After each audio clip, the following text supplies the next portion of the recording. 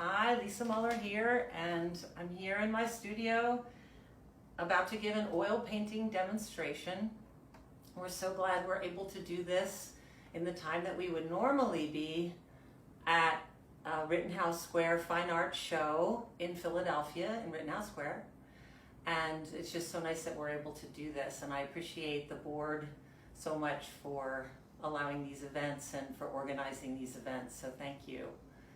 And Jean Petrosky is here helping out with filming. Hi, Jean. Hi, everyone. Hey, if you have comments, just put them in the chat and we'll deal with them as they come up. Yes. Well, you can put jokes in, but they're going to be hard to read, but feel free. But any questions or comments, put them in. Yeah, thank you. Yes, I'll try to answer them as best I can.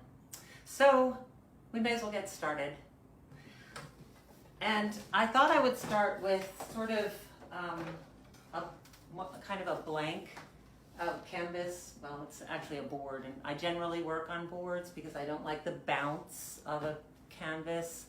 And I work on all kinds of boards. I'll work on masonite, or this is a piece of Luan. You can see that. And it's essentially just a gessoed piece of, that's how I prepare it, with gesso, the traditional way for many painters.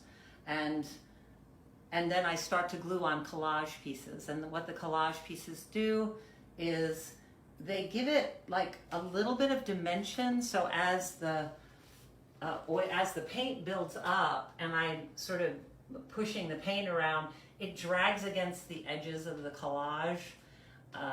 And that helps, it just helps to add to the richness of the surface. The collage images themselves are generally images from my sketchbooks that I copy, and I put the copies on the board. Sometimes I have, like this pattern here is just a pattern that I found in wrapping paper or something like that, which I'll also copy. So once I copy those, which I do it at Staples, which works great, and fortunately Staples is open now, so I'm able to go in and get, whatever I need in that regard. But once I put those on, what I do is I clear gesso over that, so it creates a little bit of tooth, because sometimes the copies, the ink can be kind of slick, which is not necessarily something you want. You want the paint to grab your board, so that's where this clear gesso comes in. Very handy. All right, Amy has a question. Do you Okay. start out with an idea before the collage process? No, I really don't. I try to keep my head free of ideas because part of my process is to move toward an idea from the painting itself. And if I start out with an idea, it tends to become a painting of instead of a painting. And that sounds probably kind of esoteric, but it will make sense, I think, as the process goes on. I want the idea to come last. Otherwise, there just won't be the freedom and richness that I like to build as the underpainting. So my underpaintings are much more full than the last couple layers, which is where the idea comes in. And without that rich underpainting, I feel I essentially don't get the richness of the end product. So I hope that makes sense. So what I generally start with is, let me get some light on this over here, is I squeeze out some paint, and it really could be any paint. In fact, I have a lot of paints and I inherit paints and people give me their old paints, and so I have a few colors that I've chosen, but a lot of my colors are just, colors that, people didn't want. And those are the best colors to use in the underpainting. So what I have here is an orange, a magenta, and some white. The white is an alkyd, And so that means that it dries more quickly than a traditional oil paint. And I put white in almost all my paints, and it helps them to dry a little more quickly without having to add a dryer. And then what this substance here is, this is a cold wax medium. And that comes essentially in a can, and it's like a paste wax, like bowling alley wax or something. And that is formulated to mix in with the oil paint. So I've squeezed out colors with a really clear intention of not knowing what color is going to result. And from this sort of collection of, well, right now it's only 3 colors, but I can always add to this or subtract depending on what I want it, as I get more specific. So I work from very broad to specific. And that's partially just an attempt on my part to keep me from, starting out with the eyelashes, which would be my natural tendency if I was doing a portrait. So this is a way to just circumvent my own tendencies. And I have a built-in mistrust of my tendencies, I guess. So now I've mixed that color. I'm going to go ahead and mix this color, which, surprise, who knows what it will be. This purple is a slightly different formulated paint, formulated with walnut oil rather than linseed oil. But again, because I have this collection of paints, I don't let that stop me from using it. They all tend to blend together. Okay, so so now we start out with 2 fairly specific colors. I'm going to use my rollers, which if you've seen my last demo, which may be somewhere on this feed, I'm not really completely sure, on the Rittenhouse Square Fine Art Show Facebook page feed. And if not, I think it's on the YouTube channel for Rittenhouse, which would be, well, go to Rittenhouse Square Fine Art Show Virtual Edition and on YouTube, and you'll see all the videos that people are creating this weekend and prior to this weekend. So I use rollers to start out. So these are soft rubber rollers, and essentially I just start, I start by rolling on some paint.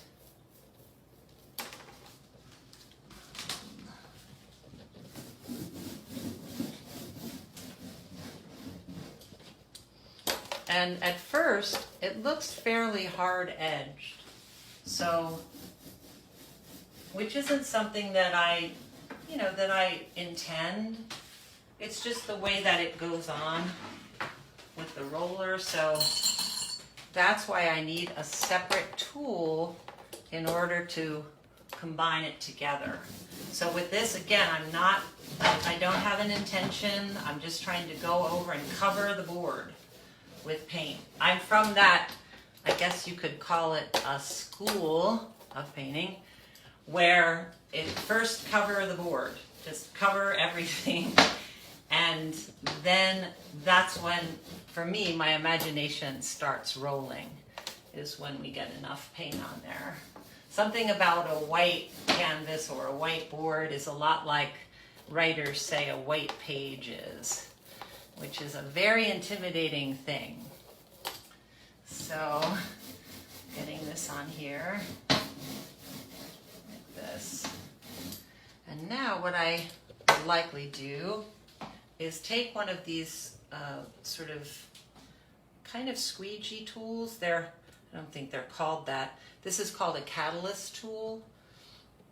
And there are different softnesses, but they're essentially just a rubber straight edge tool, and it's used to drag the paint around in a soft way. So if you used a harder edge scraper like this, for instance, this is actually a clay rib used for ceramics, but I have plenty of ceramics tools as I'm also a ceramicist, so I use these a lot too.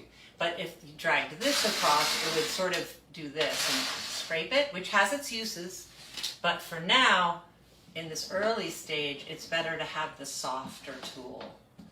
And those tools, are they specifically painting tools or masonry tools or something Oh, else? these are art.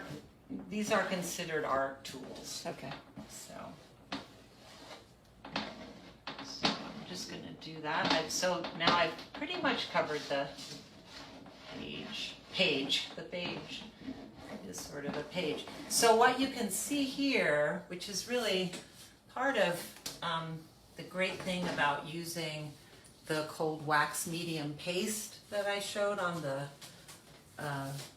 the palette, is that it's translucent. So you see I'm still seeing just echoes of these paper collage pieces that were placed on early on. And you'll be able to see them throughout the process in different ways as I reveal the different layers as I make them. So I'm going to roll on another layer, and then I'm going to show you a way that can work together. The two layers can work together to start to make something interesting happen.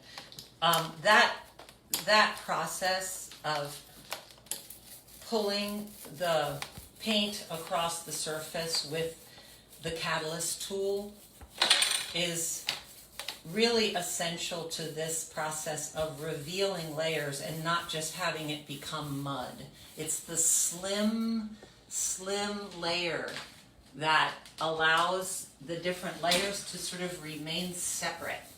If this were a thick layer and I put another layer on top, we would basically just have, we'd start to get a muddy mess after a little while. With this process, we can layer on several layers and then start to work back through that to reveal the underlayers that have been covered over.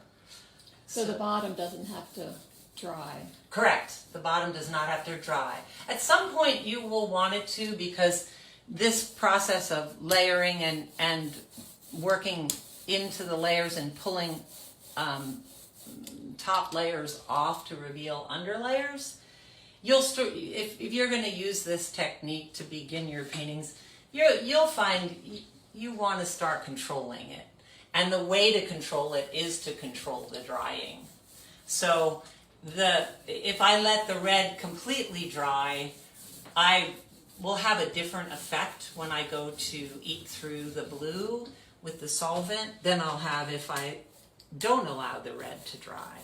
And those are just, that's what happens when you work in a certain way. You just learn what it does and what the materials do. And then, of course, the materials at one point or another will surprise you and do something you never expected. And that is usually, as they say in ceramics, Christmas or Halloween. So I'm going to pull this across so you can see I'm getting some drag there from something that's on the squeegee. Let's see if I can get that off. Or it's on the board. I'm not really sure which. But those scratch marks that you see. And of course I'm not that concerned because they don't have to be perfect. But yeah, I'm getting some stuff from the board. Each time it seems like it's a little different. So that's fine. Okay. So now you see, essentially it reads purple because you're seeing through the,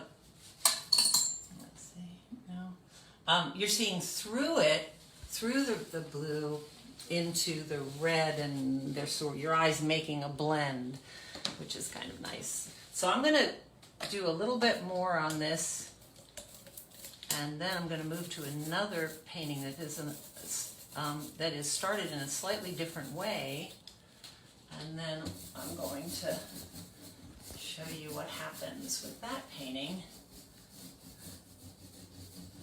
And so this is, when I talk about building oil surfaces, rich oil surfaces, this is really what I'm talking about. It is really almost quite literally a building process because it's one thing on top of another, like brick by brick, you're building up. Now, I could do as many as 5 color layers on this.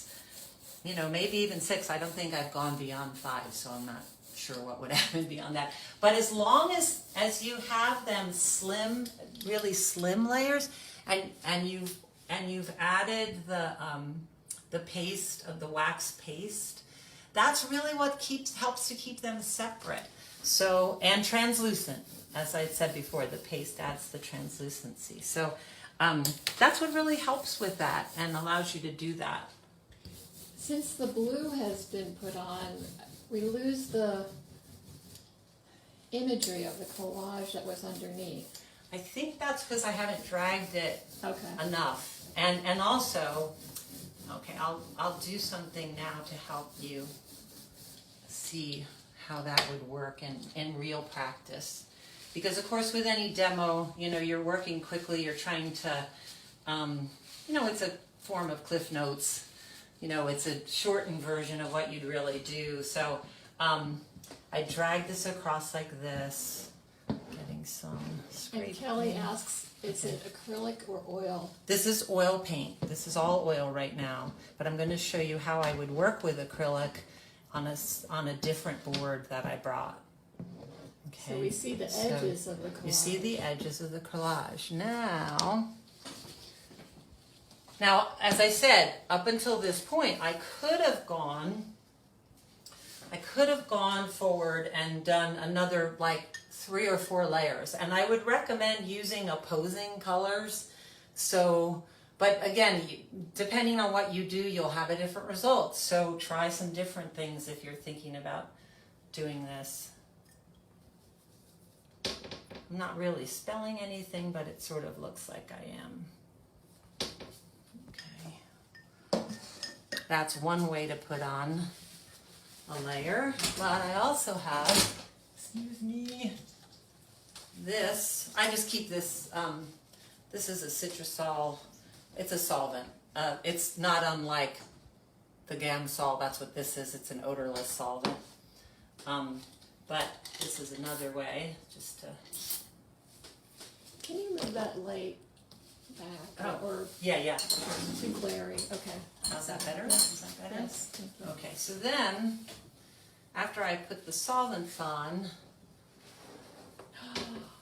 and I How drag it through, cool. and then see what I have on the catalyst, the tool? I might take that and just use it down here because it's already a blend of the 2 different colors, and you see what a different color that offers.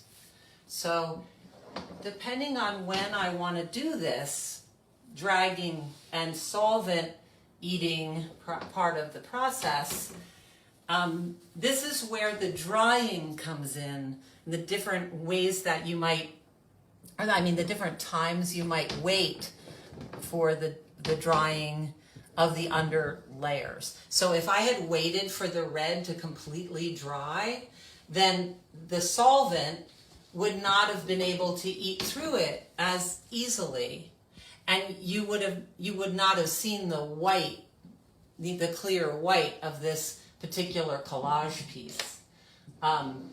So just to be clear about, you can make a whole art of just how the layers dry in between doing this. That could be really interesting. So I'm going to just move this around here. I really hate wasting paint. I have a thing about it. So almost any time I have any extra anything, even if I've been working on a palette all day and it's completely covered with like 10 different colors, I'll just find a board in my space and I'll just put it on there. I mean, because it offers something that I can't plan, which is often more interesting than anything I could plan. So with this, you notice how this, because it has the solvent and it has the paste, look how it drags over these different collage pieces. It almost frames them with a slight kind of halo of color as it drags past them. I just find that really pretty cool. So So that's starting to look interesting to me, and hopefully to you. And I want to show you this other board that this is a slightly different way of beginning the process. Hold Same. on. Okay. I noticed when you started this, these people, this black strip of people were at the bottom. Mm-hmm. Do you frequently move your canvas around, your board around? Oh yes, absolutely. Okay. Yeah, throughout the whole process until the idea starts to gel. Okay. And sometimes I'll make a whole painting that, could stand as a legitimate painting, and probably would to most people, but there'll be something about it that I'm just not comfortable with. It'll be completely dry. I'll turn it upside down or sideways and start to see something completely different, and then I have that whole painting as an underpainting for another painting. And that actually is one of the most fun experiences that I have with. I'm always so surprised with what a painting can inspire simply by being turned around. And I could show you an example of that if we have time after this. So this is a painting where, actually it was the last show, I think it was the June Rittenhouse Square Fine Art Show virtual edition of this year, 2020. I guess that's the first year. The only year we've been doing them so far. But in that one I started this board, and this had collage pieces on it as well. And you can actually see them pretty clearly here. Here's sort of like a dog's leg thing here, and this is a drawing under there. There's a chicken. There has to be a chicken, apparently. And then there's this piece. These are all collage pieces. And I began this one as acrylic. And acrylic is a fantastic underlayment for oil.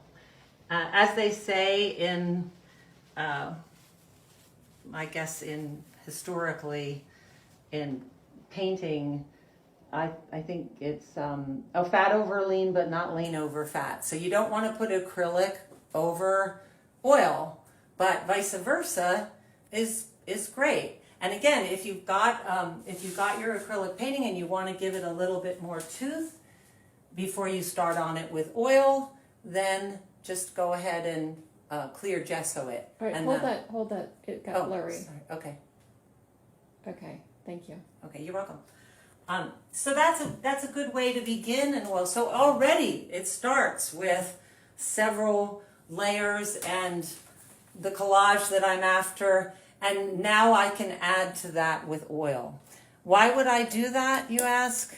I don't know. I don't know. I love both ways of painting. They're very different. The differences are, both subtle and profound. And I think that it's just a matter of, sometimes it's just a matter of mood, what you're going to start with. So, but one thing I do want to mention, once you do begin with oil on an acrylic surface, that's it. As I said earlier, that what the fat over lean means is that you can't go back to acrylic and expect it to have the longevity that you want in a painting. At least that's what I believe.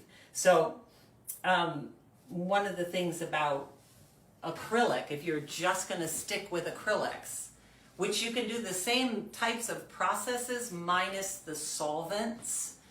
Your process, you can eat through the layers, and that will be a different demo.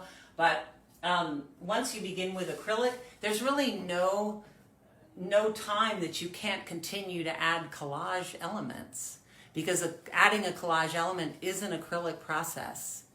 But with oil, at least I haven't found a good way to have collage be incorporated into oil.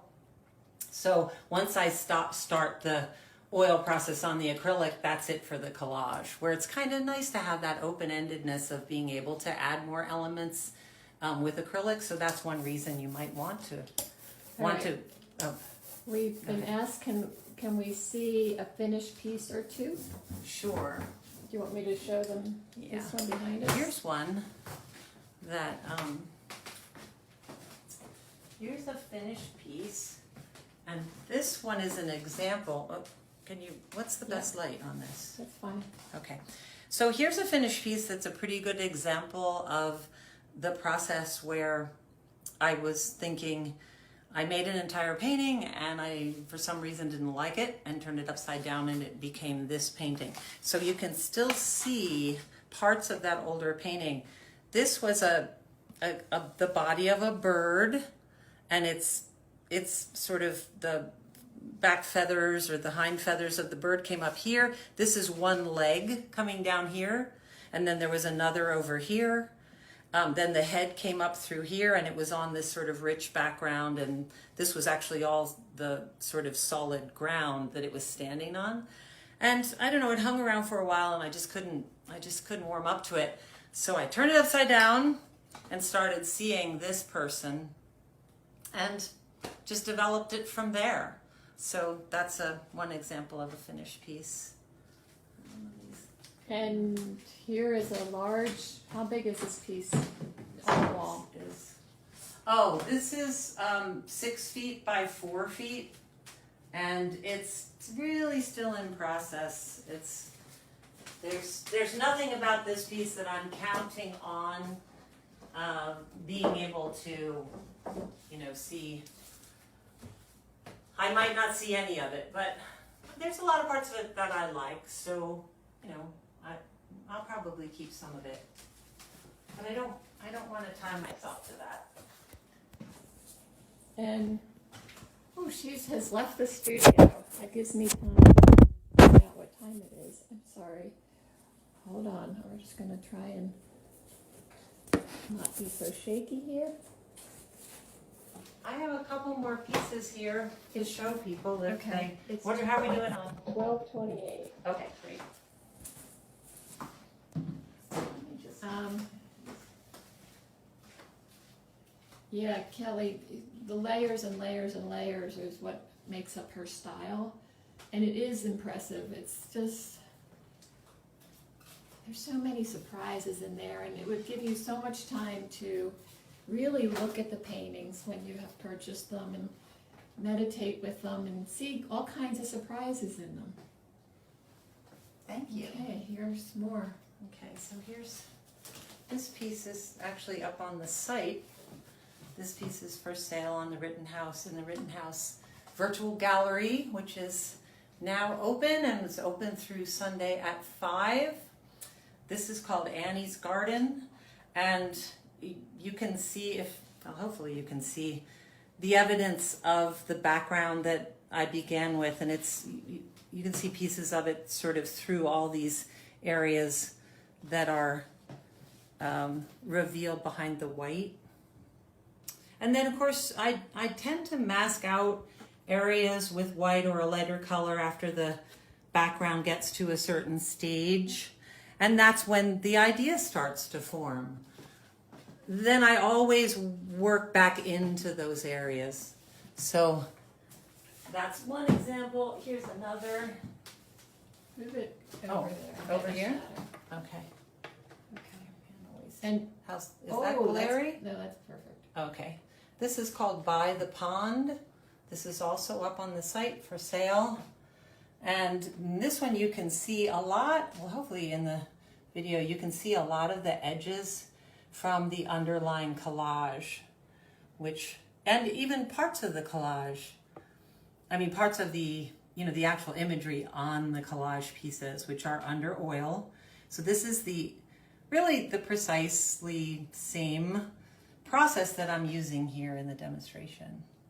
So that cat is drawn on top, huh? Yeah, so the cat is pencil, and these are all mixed media, so I don't hold back on what I used. It's just the order in which I use it. So you can go through oil with pencil, and as long as you fix it, you're good. Can you talk about the artists that inspire you? Oh my gosh, there are so many. Let's see. Oh, there's almost too many to mention. I'd have to get my list. And a lot of them I can't pronounce their names. Ruzadon Kalashvili, I think, is one that I've been looking at lately a lot. Amy, if you check out her Facebook page or Instagram page, Lisa Muller Studio, she'll make up a list of artists.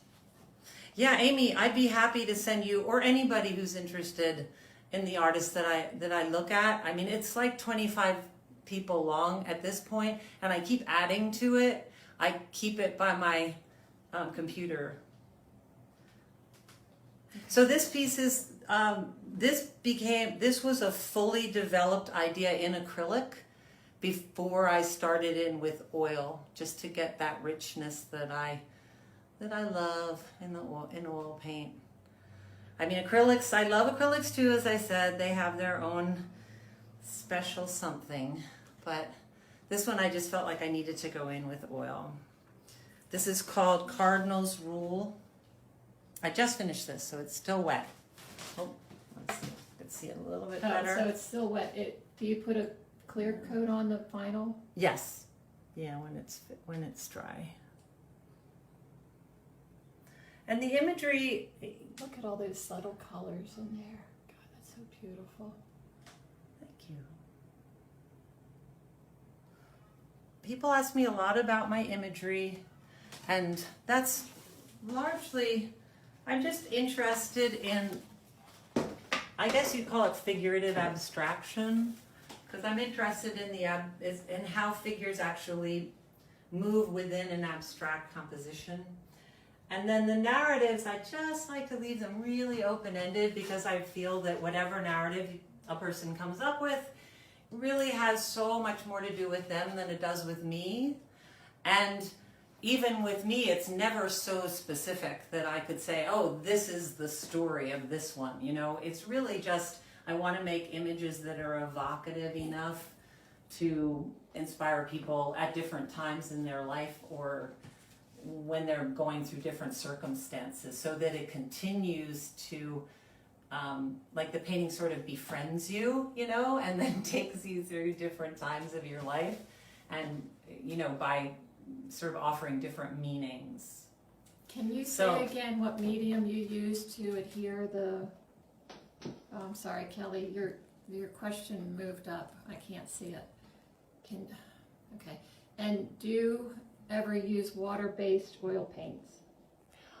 The white alkyd is the closest that I get, because I think that has something in it that can go either way. But I've never used the full-on water-based. No, I haven't. And I'm not at all against them. If I could get results with them, I'd be happy to use them. So I just happen to have so many oil paints that, because of my belief in not wasting paint, I don't want to change until I basically use these all. Do you use metallic paints? I haven't, but I've used metallic. Oh, in acrylic I have. Not in oil. I really don't even know. I'm sure there are oil metallic paints, but no, I have not used those. Okay, I got Kelly's question Okay. back up. Can you say again what medium you use to adhere the collage pieces? Yeah, it's an acrylic medium. I'll get it. These are great questions. Keep them coming. Yeah, thank you so much. It helps to present to you guys what you would like to hear about. So, I use these two, and Liquitex is the brand that I tend to kind of default to. Hold it still. Okay. Okay. This is one, Okay. and this is the other. So it's just a gloss or a matte clear medium, and they act as a glue. So when you put it, you need to have it under and over the collage piece. But once you do that, oh, and I also use, when I'm putting them down, that's another time to use the catalyst tool, because that smooths out all your bubbles and things like that. So you know, once you adhere it and you've got really a whole full layer of this clear medium underneath your piece of paper, and this squeegees that out and creates the adherence. So yeah, these two they're both, you know, full on acrylic, and I love them. Rachel Romano says hi. Hi, Rachel. Thanks for showing up. That's great. So that sort of really wraps up what I wanted to show you today. If I could just draw your attention for a second to this painting here, where I'm rolling this on top of the gold and yellow acrylic underpainting. Notice how vibrant the purple looks, I think, when it goes over the yellow, because of the complementary color combination there. And let's drag some of that over. Then, so when I'm starting out with acrylic color that's already dried completely, and there's, you know, a layer of collage as well underneath. Then, now the other one, you notice that when I put the solvent on, it went all the way down to the white, because both of the layers were completely wet. Now with this, there'll be a different effect, because the acrylic is fully dried, which is essentially a layer of a rubbery plastic that's on your, it's going to be on your board. So you're not going to be able to eat through that with solvent. It's a little more impenetrable. Oh, cool. So you can see it come away in that way. And what's nice about using these kinds of strong strokes is that it also creates a little bit of a tension in the opposing, I guess, the method, and then the result of the method is in opposition. So here it's smudgy, it's all sort of like messy and smeared, right? Smeared together. Then when you do a brush stroke with the solvent through the upper layer, see how hard edged it is? You see these hard edges? And that against the smeary, mushy background is like really pops. Anytime you can work with opposing methods or opposing forces, I think in a painting it's always helpful. So if there aren't any more questions, then I'm just going to say thank you again to the Rittenhouse board and everyone who's been working hard to pull this whole weekend together, and invite you to go to the gallery online at RittenhouseSquareArt.com, where you can purchase directly from the site, and there are many, many artists to look through and enjoy there. But also, And you know, what is tune your into website? oh, sorry. What is your Oh, website? my website is lisamullerart.com. And you can also, I hope, tune into many more events this weekend. There are people opening their virtual booths for you to visit. There are more Facebook Live spots, and there's interviews on IGTV or Instagram TV. And the whole list is on the RittenhouseSquareArt.com website on the homepage, so very easy to access. So thank you. Thanks a lot for coming. And if you want, if you know of anybody else who has any other questions, you can always just keep writing them in. You know, I'll keep looking at this feed for a couple days to see if there are more questions and try to answer them. So thanks. So Marjolin says hi. This character Paul Michael says hi. Kelly said thank you. Amy said excellent. You're a fan. You're a rock star. All right. Thank you.